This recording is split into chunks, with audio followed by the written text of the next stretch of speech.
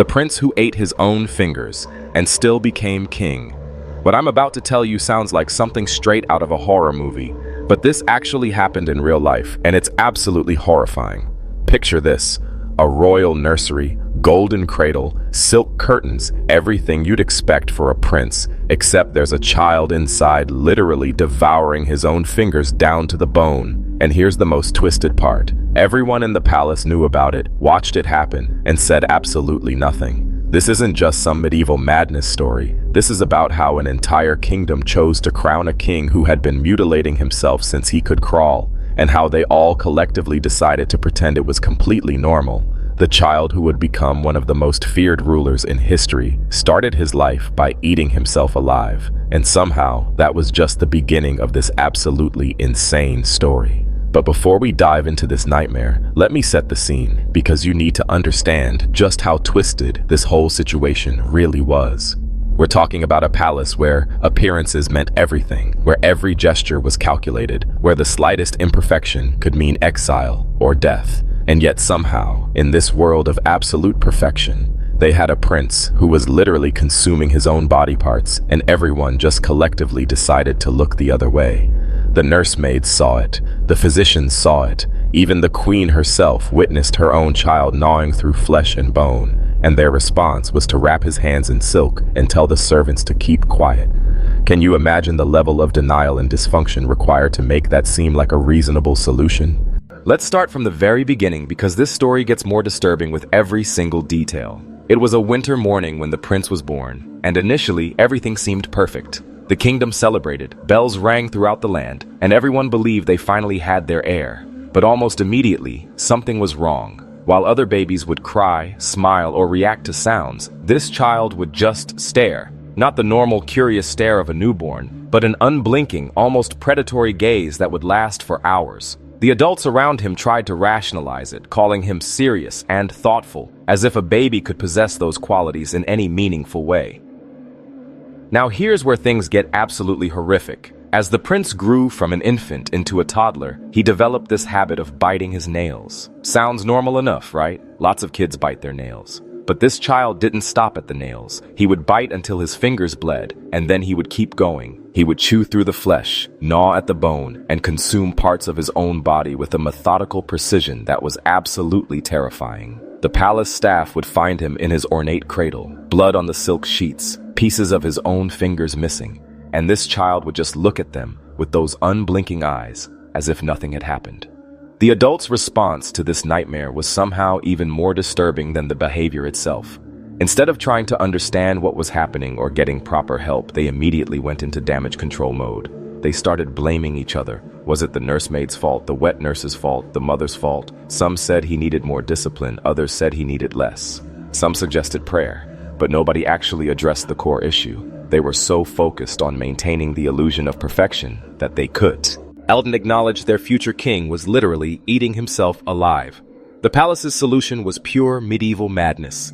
They wrapped his hands in silk, tied his arms to prevent him from reaching his mouth, padded the floor so he couldn't hurt himself, and sealed the windows so nobody outside could hear any sounds. They created this bubble of artificial normalcy around a child who was clearly suffering from something that nobody understood or wanted to acknowledge. And the most twisted part? They started calling it a phase, as if self-cannibalism was just something children grow out of, like bedwetting or thumb-sucking. But the really sick part of this whole story is how they managed to reframe the entire situation to fit their narrative. Instead of acknowledging that something was seriously wrong, they started using euphemisms that made it sound almost poetic. They called him delicate and melancholic, claimed he was touched by mystery, and even went so far as to say he was a future king with the soul of a philosopher. Can you imagine the level of cognitive dissonance required to look at a child who's literally consuming his own body and think, oh, he's just philosophically inclined? It's absolutely insane. This became a never-ending cycle of horror and denial. Every week brought new bandages, every month brought new nurses who would hopefully be better at managing the situation, but the silence remained constant. Nobody was allowed to speak about what was really happening. The entire palace staff had to pretend that their future king wasn't engaged in systematic self-destruction, and anyone who might have questioned this arrangement understood that speaking up would be considered treason.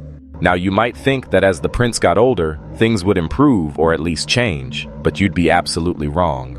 His first recorded words at age 5 weren't mama or papa like a normal child. His first words were, "I don't want to be alive." Let that sink in for a moment. A 5-year-old prince, surrounded by luxury and privilege, who had never known want or hardship, looked at the adults around him and expressed a death wish. And how did the queen respond to her child's cry for help? She denied he had said it at all. She literally pretended her son hadn't just expressed suicidal ideation because acknowledging it would have meant acknowledging that something was fundamentally wrong with their perfect royal family. The court adapted to his condition in the most disturbing ways possible. Everyone learned to walk in slippers so their footsteps wouldn't disturb him. Music was played from distant rooms so it wouldn't be too intrusive. Cleaning was done while he slept so he wouldn't be bothered by the activity. The entire palace reorganized itself around this child's dysfunction, enabling his behavior while pretending it was all perfectly normal. They were essentially running a medieval psychiatric ward disguised as a royal court. But here's where the story takes an even darker turn. The prince discovered art, and his artistic expression was absolutely horrifying. While other children might draw flowers or animals, this boy created pages and pages of teeth and disembodied mouths. He started with regular ink, but when that wasn't available, he would use his own blood from his bandaged hands. His drawings included images like a baby torn apart by a giant jaw, which is so disturbing that it's hard to even comprehend what was going through this child's mind. As he grew older, the prince became incredibly observant and manipulative. He knew the exact rotation shay. Duel of every guard. He could identify which servants would flinch when they saw him, and he knew who whispered about him when they thought he couldn't hear. He developed these intimidation tactics that were absolutely chilling. He would sit perfectly still for hours, refuse to eat, and never blink during conversations. Imagine being a guest at the palace and trying to have a normal interaction with a child who just stares at you without blinking while refusing to engage in any normal human behavior. The king himself was so disturbed by his son that he rarely visited and would refer to him as "my little ghost." For public appearances, they would dress him in silk, pose him for portraits, and present him as this perfect royal child. But it was all a shell, a carefully constructed facade, hiding the horror underneath. The entire kingdom was being sold a lie about their future ruler, and everyone involved knew it was a lie. But they all agreed to participate in this massive deception. There was a brief period where it seemed like things might be improving. The self-harm appeared to stop. His behavior seemed more controlled, and the palace staff probably thought they had finally solved their problem. But the reality was so much worse than they imagined. The prince hadn't gotten better. He had simply learned to hide his behavior more effectively. He was still mutilating himself, but now he was doing it beneath gloves where nobody could see. The systematic destruction continued, but now it was secret, which somehow made it even more disturbing. When physicians finally discovered what was happening, they found that he had methodically gnawed through bone with careful, deliberate precision. This wasn't random self-harm. This was calculated, systematic destruction of his own body. The palace response was to lock up all the medicine cabinets, remove any writing tools that could be used for harm, and serve him only soft foods. But they still didn't address the underlying issue. They were treating the symptoms while completely ignoring the disease. The most twisted part of this entire story is how the prince's self-harm became a form of control and rebellion. In a world where every aspect of his life was managed and controlled by others, his own body became the one thing he could dominate completely. His mouth became a weapon, but it was a weapon turned inward against himself. The palace had created a situation where their future king's only form of autonomy was self-destruction. As he approached adulthood, the palace had to work even harder to maintain their fiction. They crafted this public narrative where he was eccentric, fragile, sensitive to light, touch, and company. They limited his public appearances, softened his features in official portraits, and created this mythology around their mysterious prince. The queen herself couldn't bear to face the reality of what her son had become, especially after finding blood on the curtains in his room. The king continued to maintain his distance and kept ordering more discipline, as if structure and punishment could solve what was clearly a much deeper psychological issue. The palace staff knew the truth, but speaking about it would have been considered accusing the future king of madness, which was treason. So they all participated in this collective denial, noticing the untouched food, the multiplying bandages, the strange behaviors, but never acknowledging what they were seeing. It's absolutely incredible how an entire court could function while pretending their future ruler wasn't systematically destroying himself. When the old king fell ill, and it became clear that the coronation would happen soon, the palace faced their biggest challenge yet. The prince was 16 years old, too old to be hidden away like a disturbed child, but too young to be feared as a powerful ruler. They had to somehow transform this self-mutilating teenager into a convincing monarch, and their solution was pure theater. They tailored elaborate robes, powdered his face, painted his lips, and coached him through standing for portraits and practicing the physical movements of kingship. But even during these preparations, the horror continued. There was an incident with a jeweler who noticed the damage beneath his gloves. But even this close call didn't make anyone reconsider whether crowning this young man was a good idea. They just doubled down on the deception and worked harder to hide the evidence. The public perception was carefully managed to present him as not sick, merely solemn, not strange, but deep. They were selling the kingdom, a philosopher king, when what they actually had was a damaged young man who had been failed by every adult in his life. The crown wasn't a gift to him. It was permission to inflict his dysfunction on an entire nation. And then came his first test as king, and this is where the story becomes truly terrifying. When faced with a rebellion, his response was simply, let it burn. Not negotiate, not find a peaceful solution, but let it burn. The brutal suppression that followed was absolutely horrific. Entire cities were turned to ash, and there were no survivors. This wasn't strategic warfare. This was the systematic annihilation of anyone who dared to question his authority. His ruling style was as disturbing as you'd expect from someone with his background. He barely spoke, communicated mostly through written orders, and always appeared in full regalia to maintain the illusion of power and control. The public saw him as efficient and commanding, but those close to him noticed the unnatural behaviors that had followed him from childhood. He never blinked, never showed emotion, barely seemed to age, and rarely ate in public. People started whispering that he wasn't quite human, which in a twisted way, he probably wasn't anymore. Despite the horror of his personal life and ruling methods, his reign was actually successful by conventional measures. The treasury grew, the borders were secure, and crime was reduced. But these successes came at the cost of ruling through terror and intimidation. There was one brief moment where his glove slipped and revealed his damaged finger to a courtier. But even this glimpse of the truth didn't change anything. The system of denial was too entrenched to be disrupted by reality. His reign lasted 40 years, which was much longer than anyone expected, given his condition. He never married, never named an heir, and seemed to age much more slowly than normal people. His face developed lines that looked more like carvings than natural aging, and the palace continued to adapt to his presence by having people walk softer and close doors more slowly.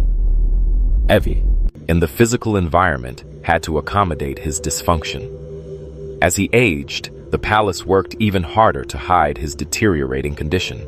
They masked his tremors by having him remain perfectly still, disguised his pain through rigid posture, and would find him sitting in darkness for hours without moving or eating. But the public perception remained intact. He was seen as divine, immortal, sent by the stars.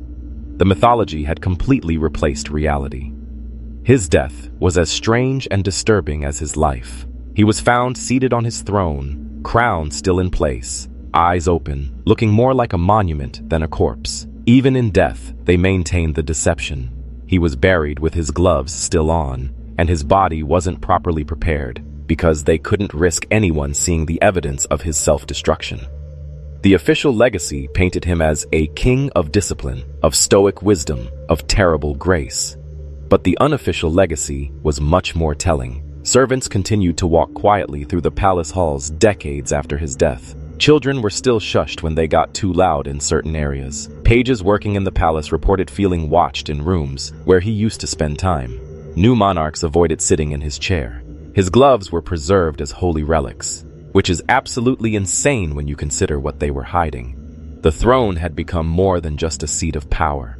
It had become a shroud, a hiding place for dysfunction that affected an entire kingdom. This story isn't just about one disturbed individual. It's about how an entire society can choose denial over truth, appearance over reality, and how that choice can have consequences that last for generations.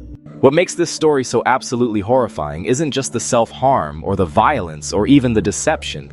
It's the fact that everyone involved, from the palace staff to the nobility to the common people, all chose to participate in this massive lie. They collectively decided that maintaining the illusion of a perfect royal family was more important than getting help for a child who was clearly suffering.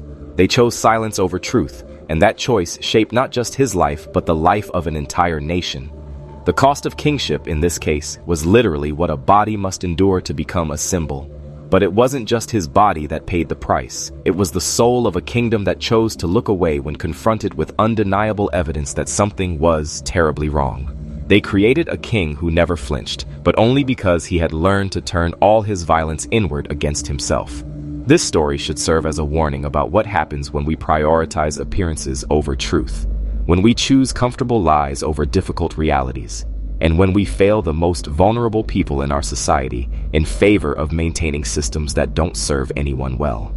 The prince who ate his own fingers became a king who burned cities, and everyone who enabled that transformation bears responsibility for what followed. The most chilling part of this entire story is that it could happen again. Anytime we choose to ignore clear signs of distress, anytime we prioritize institutional reputation over individual welfare, anytime we decide that maintaining appearances is more important than addressing uncomfortable truths, we risk creating our own version of this horror story. The palace may be gone, the kingdom may have fallen, but the human capacity for denial and the willingness to sacrifice individuals for the sake of systems, that's still very much alive. So next time you see someone in distress, the next time you witness something that doesn't seem right, the next time you're tempted to look away because addressing the problem would be uncomfortable or inconvenient, remember this story. Remember the prince who ate his own fingers while everyone watched and said nothing. Remember the kingdom that chose a comfortable lie over an uncomfortable truth. And remember that the cost of that choice was paid not just by one disturbed child, but by generations of people who had to live under the rule of a king who had learned that the only thing he could truly control was his own destruction.